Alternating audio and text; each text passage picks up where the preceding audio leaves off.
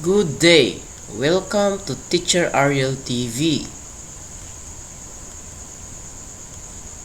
Today, you are going to learn about subtracting two-digit numbers with regrouping.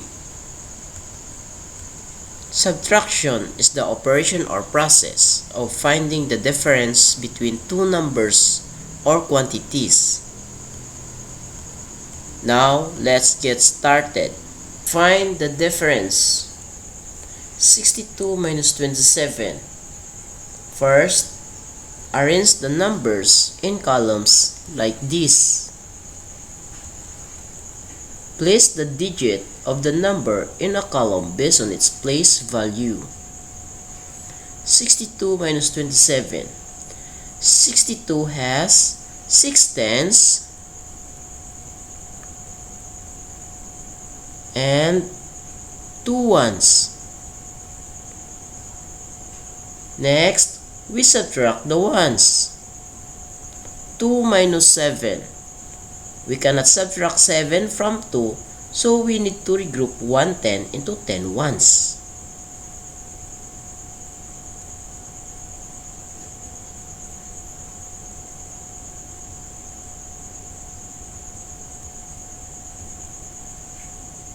Now, we have 12 ones. We cross out the 2 and write 12 as a new ones. Now, we only have 5 tens. We cross out the 6 and write 5 at the top. Then, we subtract the ones. 12 minus 7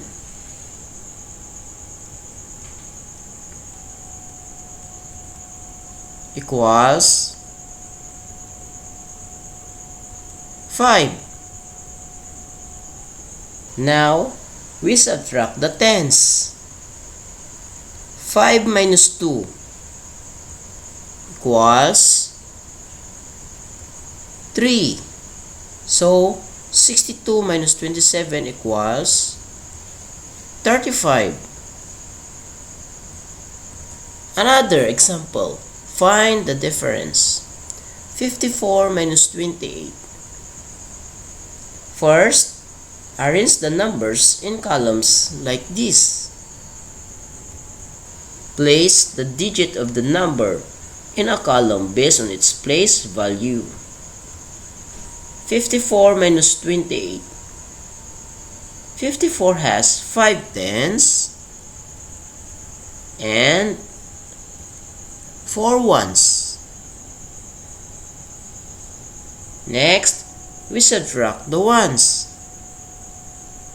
4 minus 8. We cannot subtract 8 from 4, so we need to regroup 1 10 into 10 ones.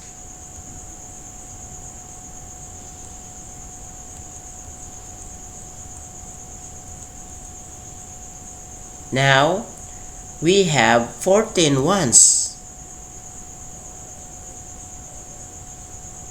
We cross out the 4 and write 14 as a new ones.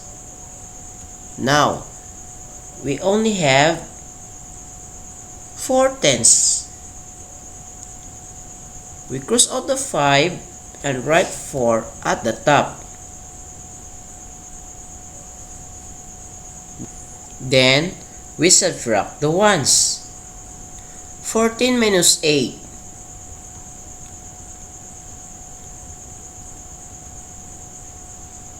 equals 6. Now, we subtract the tens. 4 minus 2 equals 2. So, 54 minus 28 equals 26. Another example. Find the difference. 73 minus 59. First, arrange the numbers in columns like this. Place the digit of the number in a column based on its place value. 73 minus 59. 73 has 7 tens and 3 ones. Next, we subtract the ones. 3 minus 9. We cannot subtract 9 from 3, so we need to regroup 1 10 into 10 ones.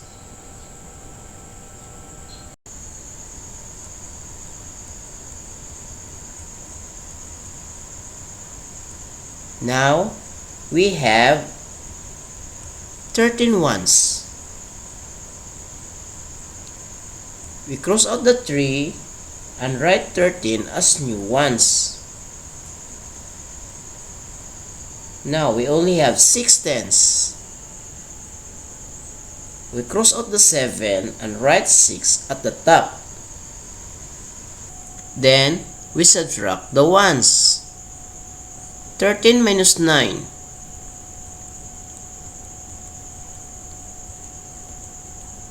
Equals 4. Now, we subtract the tens. 6 minus 5 equals 1. So, 73 minus 59 equals 14. Let's answer this. Find the difference. Number 1. 50 minus 16. First, we subtract the ones. We cannot subtract 6 from 0, so we regroup 110 as 10 ones. Now we have 10 ones. We cross out the 0 and write 10 at the top. Now we have 4 tens. We cross out the 5 and write 4 at the top. Next, we subtract the ones. 10 minus 6 equals 4. Then, we subtract the tens. 4 minus 1 equals 3. Our final answer is 34. Number 2. 45 minus 27. First, we subtract the ones. We cannot subtract 7 from 5, so we regroup 110 as 10 ones. Now, we have 15 ones. We cross out the 5 and write 15 at the top. Now, we have 3 tens. We cross out the 4 and write 3 at the top. Next, we subtract the ones. 15 minus 7 equals 8. Then, we subtract the tens. 3 minus 2 equals 1. So, 45 minus 27 equals 18. Number 3. 86 minus 38. First, we subtract the ones. We cannot subtract 8 from 6, so we regroup 110 as 10 ones. Now we have 16 ones. We cross out the 6 and write 16 at the top. Now we have 7 tens. We cross out the 8 and write 7 at the top. Next, we subtract the ones. 16 minus 8 equals 8. Then, we subtract the tens. 7 minus 3 equals 4. Our final answer is 48. Number 4. 92 minus 25. First, we subtract the ones. We cannot subtract 5 from 2, so we regroup 110 as 10 ones. Now we have 12 ones. We cross out the 2 and write 12 at the top. Now we have 8 tens. we cross out the 9 and write 8 at the top. Next, we subtract the ones. 12 minus 5 equals 7. Then, we subtract the tens. 8 minus 2 equals 6. Our final answer is 67. Waste time. Let's answer this. You only have 10 seconds to answer. 60 minus 15. Start now.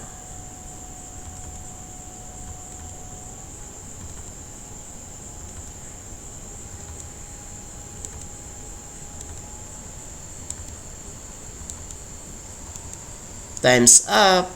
The answer is 45. Another 81 minus 34.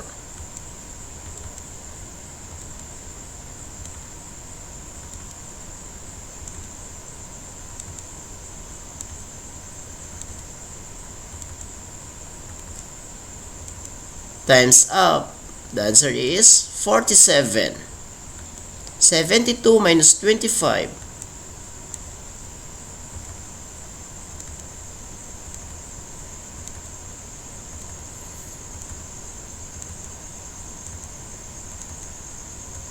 Time's up.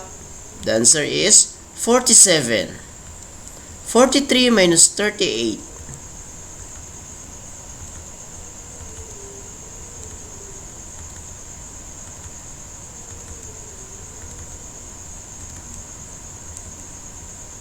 Time's up. The answer is 5. 54 minus 27.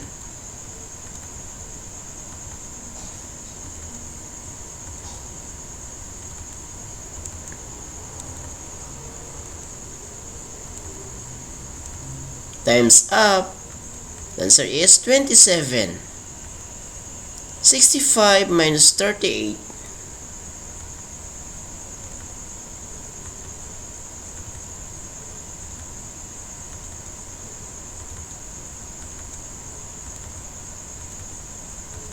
Time's up. The answer is 27. 96 minus 29.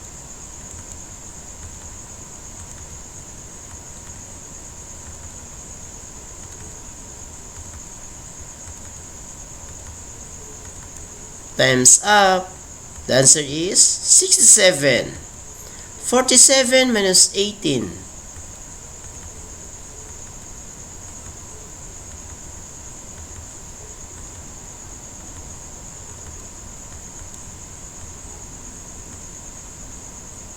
Time's up. The answer is 29. 58 minus 29.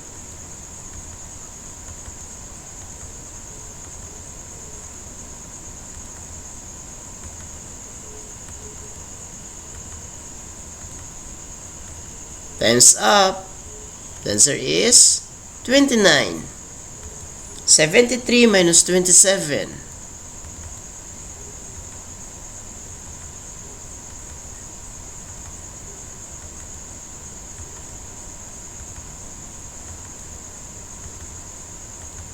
Time's up.